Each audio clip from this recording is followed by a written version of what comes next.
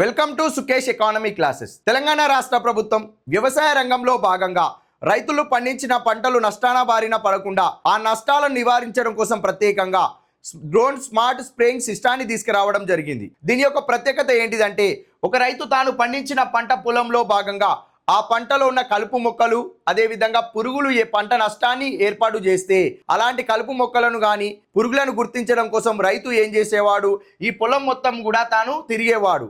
అలా కాకుండా ఈ రైతు డ్రోన్ ఆధారిత అనగా drone smart artificial intelligence machine learning based ఆధారంగా డ్రోన్కి ఒక డిజిటల్ కెమెరాను అటాచ్ చేస్తే ఆ డిజిటల్ కెమెరాను రైతు ఆపరేట్ చేస్తాడు ఒక ట్యాబ్ ద్వారా.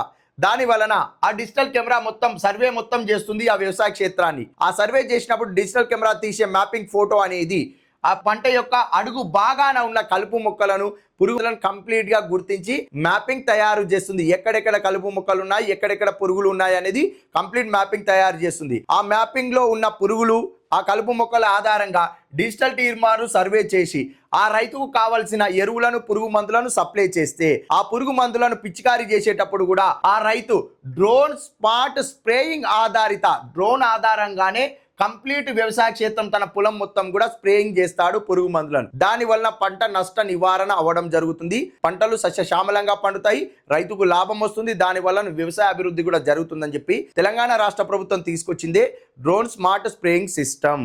Please subscribe Sukesh economy YouTube channel. Comment కూడా చేయండి. మరిన్ని ఇటువంటి కరెంట్ ఎకానమీ అప్డేట్స్ ఇవ్వడం జరుగుతుంది.